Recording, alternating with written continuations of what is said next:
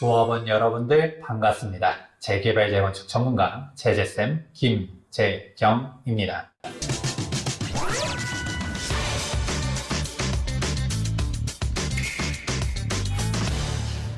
이번 시간에는 바로 어떤 거를 알아볼 것인가? 재개발 조합들, 재건축 조합들을 살펴보다 보면 아직도 재개발 찬성파도 있고요, 재개발 반대파도 있습니다. 그리고 어떤 구역들은 많이 진행이 됐다 싶었더니 비대위가 나타나기도 하고요. 그러면 근본적으로 재개발 재건축을 알아가기에 앞서서 재개발 재건축 도대체 왜 해야 되는가? 이 부분부터 짚어보도록 하겠습니다. 자, 재개발 재건축에 대해서 어떻게 구분하는지는 이전 영상에서 설명한 적이 있었는데요. 제가 어떤 게 다르다고 했었나요? 일명 도정법에서는 재개발과 재건축의 공통점, 우선 첫 번째로는 노후 불량 건축물 이야기해드렸고요. 도시 기반 시설이 양호하면 재건축, 불량하면 재개발이라는 이야기 해드렸습니다. 그러면 단순히 신축 아파트가 들어서는 게 그렇게 좋은가? 라고 의문을 가질 수가 있는데요. 이렇게 말하시는 분들이 있습니다. 아니, 신축 아파트가 좋다라는 거는 알긴 아는데 그거는 동네가 좋은 곳들, 예를 들어서 압구정 생각해 보는 거죠. 야, 그 압구정에 신축 아파트가 들어서게 되면 지금도 집값이 어마어마하게 비싼데 더 비싸지겠다 눈에 그려지시겠죠. 그리고 개포동이다, 반포동이다, 야, 여기 아파트만 들어서면 좋아지겠다라는 생각들이 드실 겁니다. 그런데 우리 지역은 그렇게 인기 있는 동네도 아니고 여기 재개발 재건축 해봤자 그렇게 비싸지겠어? 분담금까지도 몇 억씩 내면서 이렇게 어렵고 복잡하게 가야 되나? 그냥 나 여기 사는 것도 나쁘지 않은데 그냥 있자! 라고 말하시는 분들이 존재합니다. 하지만 여러분, 그런 생각들을 바꾸셔야 합니다. 그 동네가 여기가 바뀌어지겠어? 라고 생각하시는데 네, 바뀌어집니다. 우선 재건축과 재개발했었을 때 보다 더 다이나믹하게 바뀌는 것은 바로 재개발입니다. 왜냐하면 기반시설이 워낙 없다 보니까 사실 이 동네가 라고 생각하는 지역들이 존재하는 거죠. 제가 일전에도 한남뉴타운 이야기 해드리지 않았습니까? 한남뉴타운 직접 가보시면 야, 여기 사람 살 곳이 못 된다 라고 솔직히 이야기를 하죠. 하지만 한남뉴타운 같은 경우는 입지가 너무 좋다 보니까 여기에 신축 아파트가 들어서게 되면 너무 좋아지겠다 라는 거는 다들 생각해 볼 수 있는데요. 그런데 뭔가 좀 멀리 떨어진 지역들, 아니 여기가 재개발 된다라고 해서 그렇게 좋아지겠어? 이게 재개발 진행하려 했었을 때 지금도 금액대가 이미 많이 비싼 것 같은데 더 비싸질까? 라고 의문을 표하실 수가 있는데요. 더 비싸집니다. 어떻게 그렇게 될 수 있을까요? 재개발은 동네를 바꾸기 때문인데요. 한번 제가 직접적인 예시 들어보도록 하겠습니다. 마포구와 성동구 이미지 지금 어떤가요? 너무 좋죠. 지금 서울에서도 강북 3대장 이야기했었을 때 마용성 들어보셨을 겁니다. 마포, 용산, 성동 해가지고 서울의 강북에서도 한강변에 딱 이게 위치하고 있는데 집값들 어마어마하게 비싸죠. 신축 아파트 경우는 33평형, 국민평형 기준으로도 20억이 훌쩍 넘어갑니다. 그런데 이 마포구와 성동구가 옛날부터 비쌌을까요? 마포구의 10년 전, 20년 전, 성동구의 10년 전, 20년 전 이미지 어땠을까요? 사실 그렇게 좋진 않았거든요. 한번 성동구 예전 이미지 떠올려 볼까요? 대표적으로 왕십리, 옥수동 생각해 보도록 하겠습니다. 지금 왕십리 같은 경우는 왕십리 뉴타운이 들어서면서 왕십리 뉴타운 1구역, 2구역, 3구역, 센트라스 텐질 이게 다 조성이 되면서 5,600세대 대단지가 형성이 되었습니다. 그러다 보니까 왕십리 하면 이미지가 예전에 좀 그런데? 라고 하다가 막상 가보면 이게 이렇게 좋아졌어? 지금 왕십리 뉴타운 들어가게 되면 길도 깨끗하게 정비가 되었고요.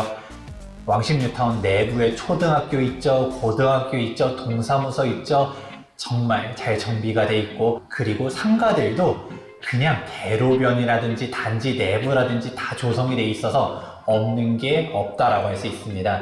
옥수동 같은 경우는 어떤가요? 옥수동이 대표적으로 강북에서 유명한 산동네 달동네였습니다. 그래서 드라마에서도 나타난 적이 있었잖아요. 드라마에 약간 비련의 여주인공이 막 힘들게 사회생활에서 막 치이고 하다가 그냥 올라갈 옥탑방에서 맥주 한 캔 탁 하면서 한강변을 바라보면서 그래 우리 그래도 열심히 살자 하던 곳들이 바로 옥수동이라는 사실 알고 계신가요? 하지만 이 옥수동에 있었던 그 옥탑방들 지금 다 철거가 되고 아파트들이 들어서겠는데 이 옥수동 아파트들이 정말 비싸게 됩니다. 이렇게 정비가 되고 나니까 예전에 옥수동 하면 산동네 달동네라는 이미지가 있었다가 지금은 정비가 다 되고 나니 옥수동은 부촌이다. 성동구 내에서도 알아주는 부촌으로 성수동과 옥수동이 있게 되는데 성수동은 아직 정비 중에 있죠. 앞으로도 부촌이 될 곳으로 성수동 이렇게 이야기도 하지만 지금 현재는 옥수동이 정말 좋다라는 이야기가 나타나게 되는 것입니다. 그럼 이 옥수동이 왜 부촌이 됐을까요? 입지에서도 나타나게 되는 거죠. 예전의 옥수동과 지금의 옥수동이 입지는 똑같았었어요. 3호선 지나가죠. 그러니까 옥수역에서 한정거장 넘어가게 되면 바로 압구정역, 동호대교 건너가면 압구정동이 나타나게 되는데 하지만 그 좋은 입지에도 불구하고 빌라 지역들이 이렇게 있다면 솔직히 살고 싶지가 않았었죠. 근데 아파트가 들어서고 나니까 압구정 사람들이 생각하는 거죠. 여기 이제 괜찮아진 것 같은데 일명 압구정의 뒤편에 있다라고 해서 뒷구정이라는 이야기도 있는데 그러다 보니까 아무리 압구정 사람들, 강남 사람들이 돈이 많다 하더라도 자녀가 3명 있어요. 3명한테 다 20억짜리, 30억짜리 아파트 턱턱 사줄 수 있을까요? 그러기 어렵다 보니까 약간 조금 돈이 모자르긴 하지만 바로 압구정 가까운 곳에 신축 아파트가 있고 여기 가격이 생각보다 괜찮은데 하면서 사주게 되는 것이죠. 그렇게 해서 이동하게 되는 효과들도 나타날 수 있다는 것입니다. 마포구 같은 경우는 어떨까요? 마포구도 사실 한강변에 있었던 아파트들은 괜찮았었지만 뒤편에 아현동 이런 데는 사실 예전에 마포구에서도 사람 사는 동네가 아니었었어요. 근데 이렇게 낙후가 됐다 보니까 아현 재정비 촉진지구가 지정이 되었고요. 그렇게 해가지고 아파트들이 하나 둘씩 들어서게 되는 것이죠. 계속적으로 신축 아파트들이 들어서다 보니까 아현동에 대한 집값의 가치들이 더 높아지는 부분들을 알 수 있습니다. 이렇게 우리가 옛날의 사고방식대로 여기가 뭐가 좋아져 라고 생각하면 안 된다는 것이죠. 왜냐? 재개발 자체가 그 기반시설이 부족한 곳들에서 지정되다 보니까 동네를 바꿔준다라는 부분들을 생각할 필요성이 있습니다. 그래도 성동구랑 마포구는 그냥 입지 자체가 워낙 좋으니까 달라진 거 아니에요 라고 생각할 수 있겠지만 아닙니다. 우리가 더 멀리 간다 하더라도 신축 아파트가 들어섰더니 바뀌어지는 곳들이 정말 많이 있거든요. 은평구도 약간 좀 먼 느낌 있잖아요. 근데 여기서도 은평구에 오래 거주하신 분들은 공감하실 겁니다. 은평구에서도 사람 사는 동네가 바로 어디였냐? 연신내랑 불광이었습니다. 그러고 우리 녹번이라든지 수색 증산이라든지 솔직히 사람 사는 동네가 아니라면서 무시했었거든요. 하지만 지금은 집값이 어떻게 됐나요? 역전이 됐거든요. 녹번 같은 경우는 정말 낙후됐다 보니까 먼저 재개발들이 진행되었죠. 녹번역 주변으로 녹번동, 응암동에 신축 아파트 촌이 형성되다 보니까 여기 가격이 15억이 훌쩍 넘어갑니다. 그러면 은평구 사람들이 놀라는 거죠.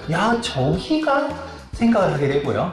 수색증산 같은 경우는 저기는 역시 사람 사는 동네가 아니라고 생각했는데 수색증산 뉴타운이 지정이 되고 지금 벌써 입주한 신축 아파트 가격대들이 장난이 아니고 지금 또 줄줄이 입주하는 아파트들 가격대들도 어마어마하거든요.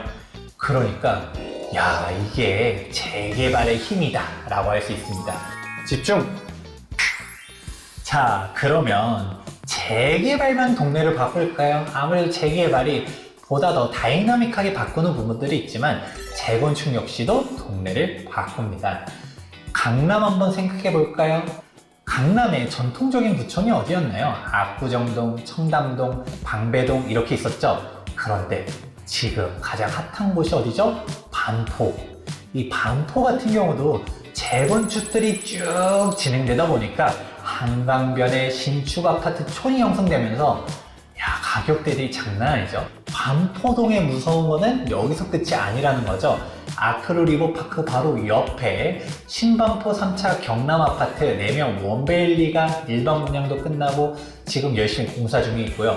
그리고 반포의 가장 대장은 반포주공 1단지 1, 2, 4주구 DH 클래스트가 있는데 여기도 조성되게 되면 진짜 반포의 한강변의 신축 아파트 촌이 완성되기 때문에 그때 파급 효과는 어마어마하다라고 할 수 있습니다.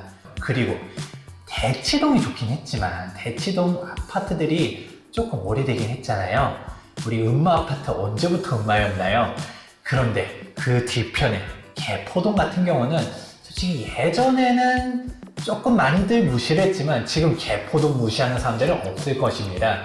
재건축들이 쫙 들어서고 신축 아파트들이 들어서고 나니까 벌써부터도 가격대가 30억이 훌쩍 넘어선 단지들이 있습니다. 바로 그 중 하나가 개포주공 3단지 DH 아너힐즈가 있고요.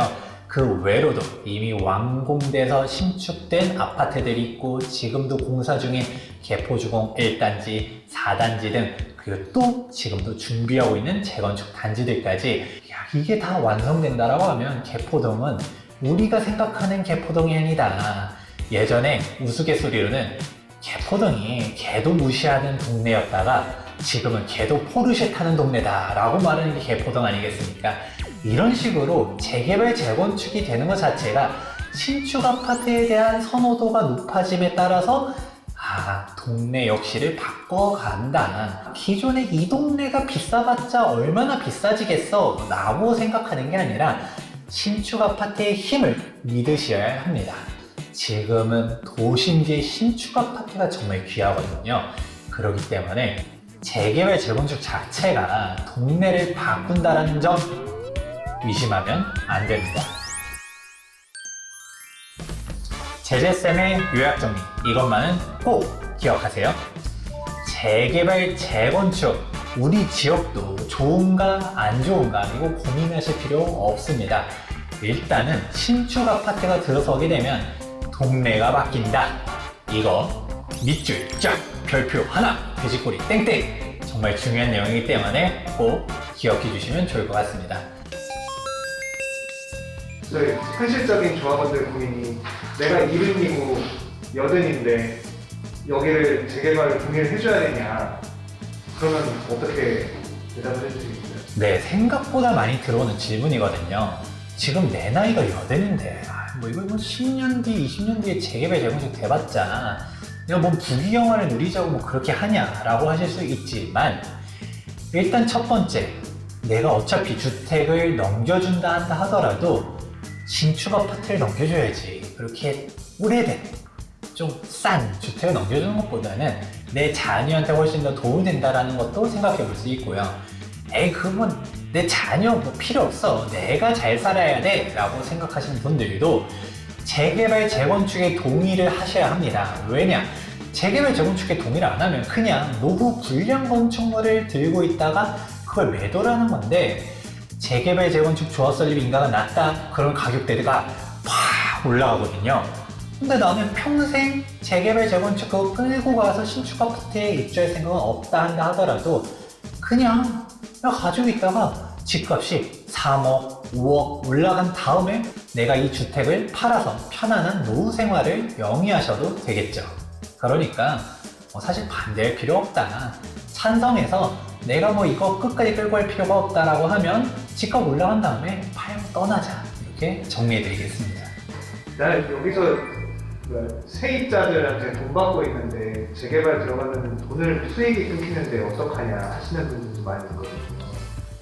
역시 비슷한 이야기죠. 그거 월세 수입이 솔직히 재개발 지역에서 이런 다가구를 가지고 있어요. 그래서 월세를 여러 세대를 두고 있다라고 했었을 때 그 돈 모아 보는 것보다 아까 얘기했던 것처럼 억 단위로 가격이 뛰는 게 훨씬 더 돈이 많이 되고요. 그리고 내가 이거를 억 단위가 올라간 다음에 팔고 그 돈 그냥 가만히 가지고 계시나요? 그걸로 뭐 또 다른 수익형 상품, 뭐 상가를 산다든가 아니면 또 다른 지역의 다가구를 산다든가 그렇게 하시면 되기 때문에 너무 그런 것 때문에 고민하실 필요는 없다고 합니다. 지금까지 매거진 H 제재쌤 김재경이었습니다. 예습과 복습은 철저히